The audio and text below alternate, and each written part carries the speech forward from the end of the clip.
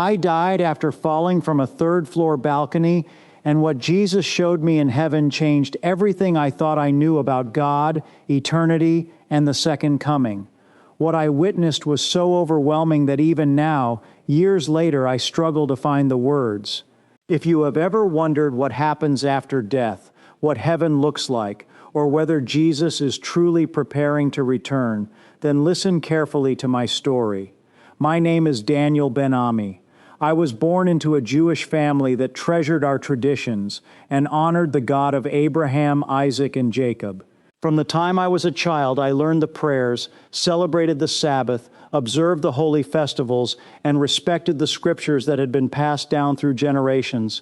Faith was woven into every part of my life, but over time it became something familiar, something I practiced more out of habit than heartfelt devotion. But if you're a Jew that believes that Jesus is the Messiah and you're his follower, but if you're a Jew that believes that Jesus is the Messiah and you're his follower, but if you're a Jew that believes that Jesus is the Messiah and you're his follower, but if you're a Jew that believes that Jesus is the Messiah and you're his follower, I was content with living a comfortable life, convinced that tomorrow would always come. Whenever someone mentioned Jesus of Nazareth as the promised Messiah, I politely dismissed the idea. I respected Christians for their convictions, but I believed my own understanding was sufficient. I never imagined that one day I would stand face to face with the very one I had spent my entire life overlooking. Looking back now, I realize I was spiritually asleep. I was busy building a future on earth while giving very little thought to eternity. My career, my family, my plans, and my daily routine occupied my mind far more than the condition of my soul. I believed I had plenty of time to ask life's deeper questions. I couldn't have been more mistaken. Everything changed in a single moment, on an ordinary afternoon, when one careless step on a third-floor balcony brought my life on earth to a sudden end, or so I thought. What happened next would reveal the greatest reality I had ever known, and it would lead me into a heavenly encounter that forever transformed my understanding of God, Jesus, and the eternal kingdom. That was the day I died. That afternoon began like every other. The sky was clear, a gentle breeze drifted through the open balcony doors, and the sounds of children laughing somewhere in the distance filled the neighborhood. Nothing felt unusual. If someone had told me that in less than 5 minutes my life would be over, I would have laughed and continued with my day. I had stepped onto the third-floor balcony of my apartment with a cup of coffee in one hand and my phone in the other. I remember leaning against the railing, thinking about work, my family, and the plans I had for the coming week. My mind was occupied with ordinary things. Eternity was the last thing on my mind. As I turned to go back inside, everything happened in an instant. My foot caught the edge of a loose flower pot that had shifted after a recent storm. I stumbled forward, instinctively reaching for the railing. My fingers brushed the cold metal, but I couldn't get a grip. My balance was gone. Time seemed to slow. I can still remember the overwhelming feeling of weightlessness as my body tipped over the edge. My heart pounded against my chest. I heard myself cry out, though I couldn't even recognize my own voice.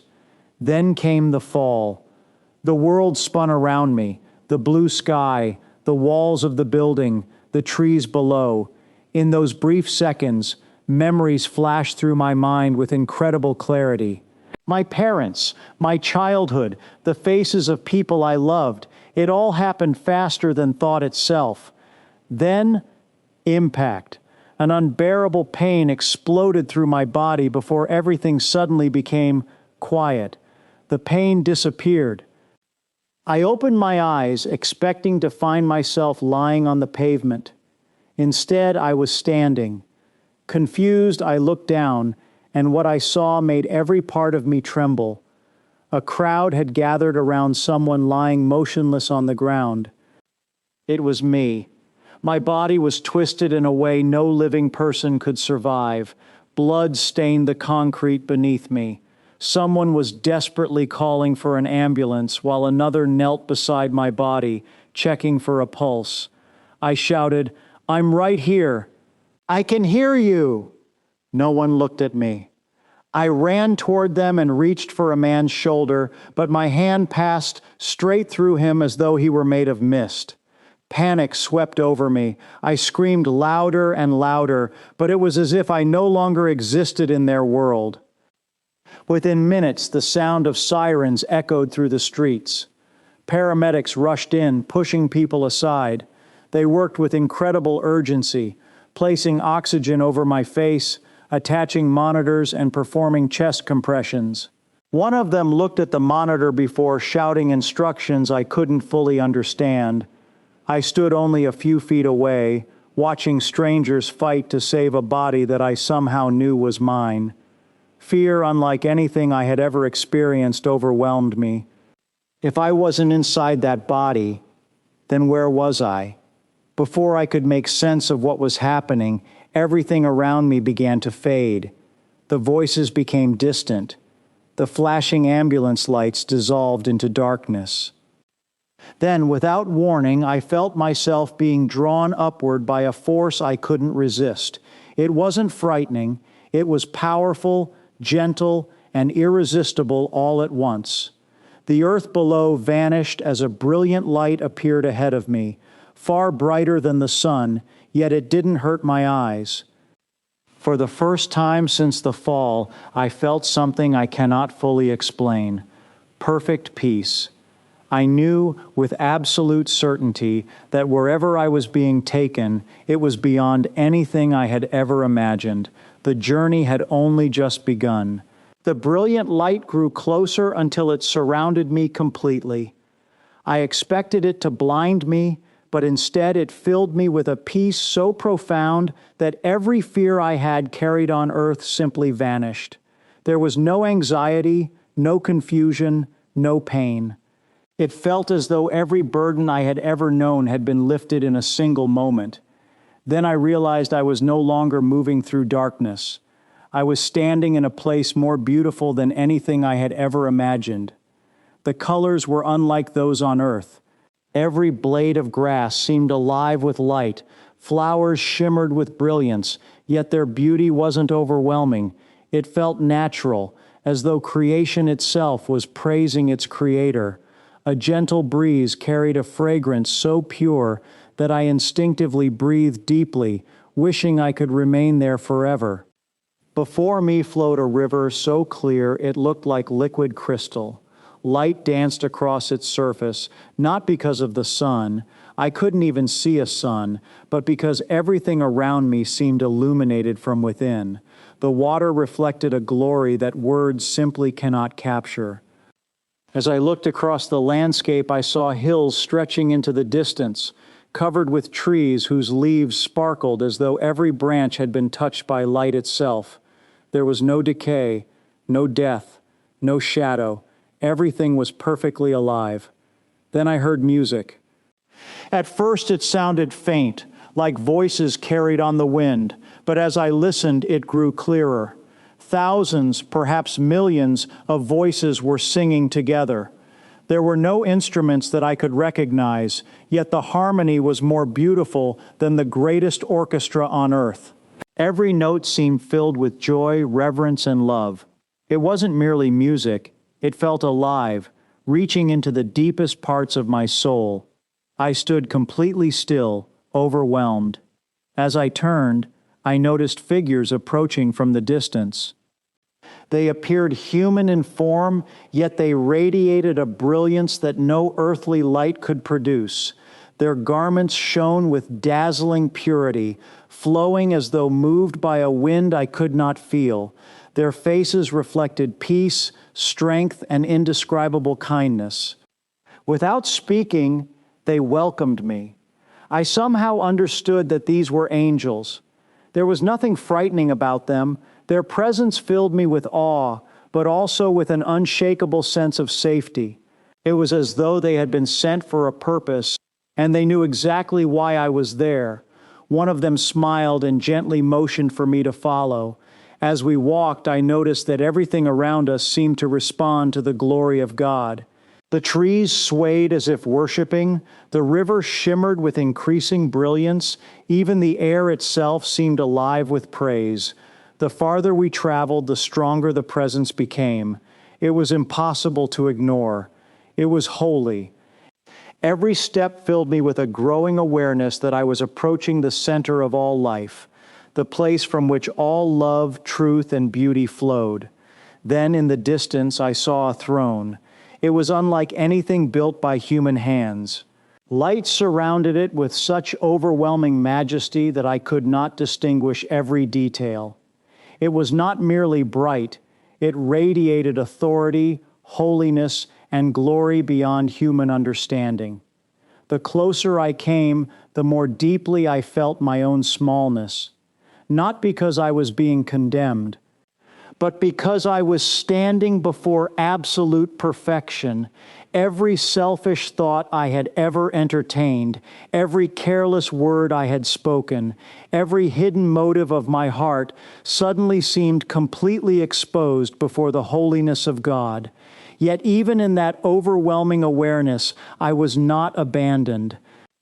I was held by a love deeper than anything I had ever experienced.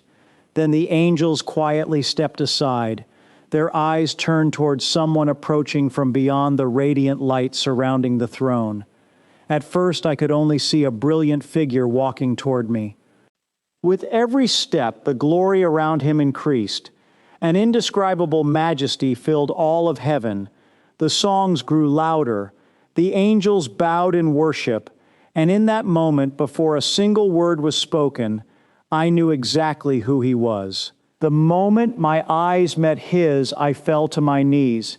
It wasn't because anyone told me to. It wasn't because I was afraid. It was because every part of my being recognized that I was standing before absolute holiness. The one approaching me carried a majesty unlike anything I had ever imagined. His presence was powerful beyond description, yet it was also filled with a love that made me feel completely known. I had spent my entire life believing I understood God. Yet in that moment I realized how little I truly knew. His face shone with indescribable glory. His eyes seemed to hold both perfect justice and endless mercy. His white robe radiated with a brilliance that no earthly fabric could imitate, and every step he took filled heaven with a sense of reverence. Around him, countless angels bowed in worship, not out of obligation, but out of overwhelming love and awe. Without speaking a single word, he looked into my eyes. It felt as though my entire life had been laid open before him. Every joy, every failure, every hidden thought, every act of kindness, and every moment of pride was completely visible. Yet the look he gave me was not one of hatred. It was the look of someone who had always known me. Then he spoke my name, Daniel. His voice was unlike any sound I had ever heard. It was gentle enough to quiet every fear within me, yet powerful enough to seem as though all creation responded to it. The moment he spoke, peace filled every part of me. I knew beyond all doubt who stood before me, Jesus, the Messiah I had never believed in. Tears streamed down my face as I realized that the one I had overlooked throughout my life was standing only a few steps away from me. I have always loved you, he said. Those words pierced my heart more deeply than anything else. In that instant, I understood that his love had pursued me long before I ever thought of seeking him. Then Jesus turned and motioned for me to follow.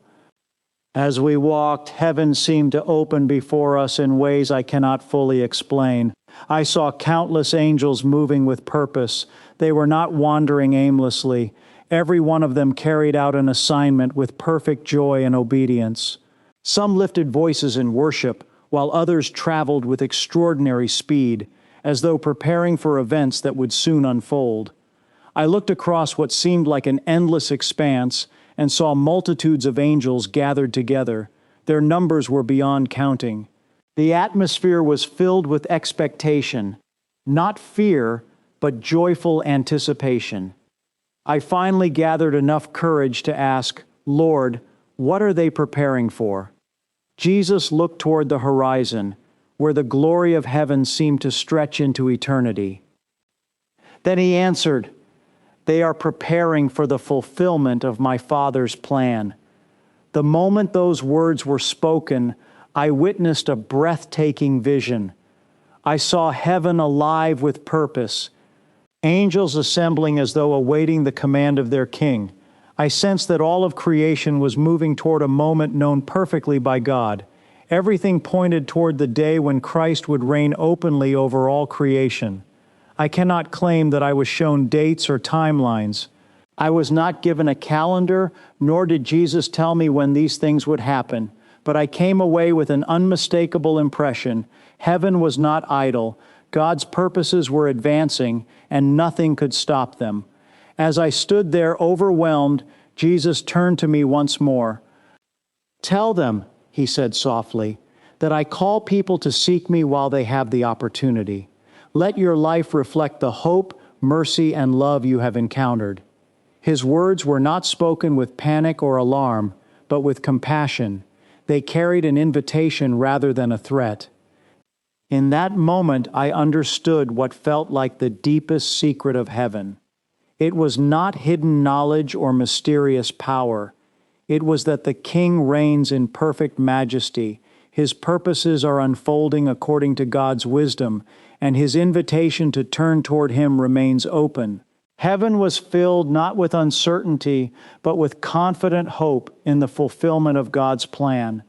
As I gazed at Jesus, I found myself wishing I would never leave his presence. But my journey was not over. Just as I stood in the glorious presence of Jesus, everything around me began to change. The brilliant light that filled heaven slowly faded from my sight. The songs of the angels grew quieter until they became distant echoes. I reached out, not wanting to leave. Every part of me longed to remain in that place where love, peace, and joy were beyond anything I had ever known. Then I heard another sound. "He's coming back." The voice was urgent. A second later, another voice shouted, "We have a pulse." Suddenly, I felt an overwhelming heaviness, as though I had been pulled back into something far too small. I gasped for air. My chest burned with pain, and every breath felt like a struggle. Bright lights blinded my eyes as blurry faces leaned over me. I was back. Doctors and nurses surrounded my hospital bed. Machines beeped loudly beside me, and tears streamed down my wife's face as she held my hand. The relief in her eyes told me that everyone believed I had narrowly escaped death. But I knew the truth. For them, I had survived. For me, I had died and returned. The days that followed were filled with questions. The doctors explained my injuries and how close I had come to losing my life. Friends called it a miracle. Family members thanked God that I had been given another chance. They were right, but none of them knew what I had seen. As my body slowly recovered, my heart was completely transformed. The things that once consumed my attention, success, possessions, and the endless worries of everyday life, no longer seemed as important. My greatest desire became to know God more deeply and to live with the kind of love, humility, and faithfulness that reflected the encounter I believed I had experienced. I also found myself looking at Jesus differently. The one I had once dismissed as someone else's Messiah had become the center of my life. I could no longer ignore his name or his teachings. Whether people agreed with me or not, I wanted them to know that my understanding of God, eternity, and hope had been forever changed. Not everyone believed my story. Some smiled politely. Others thought my experience was simply the result of trauma or a dying brain. A few told me never to speak about it again. I understood their doubts. If I had not experienced it myself, I might have struggled to believe it too. Even so, I could not remain silent. But if you're a Jew that believes that Jesus is the Messiah and you're his follower, If my story encourages even one person to reflect on life's deepest questions, to seek truth with sincerity, or to turn their heart toward God, then I will be grateful. My life changed the day I fell from that third-floor balcony. I thought I had reached the end of my story. Instead, it became the beginning of a journey that reshaped everything I believed about hope, eternity, and the one I encountered in unimaginable glory. And whether you see this as a dream, a vision, or a fictional story meant to inspire reflection, my encouragement is the same. Don't wait to consider the things that matter most. None of us knows what tomorrow will bring.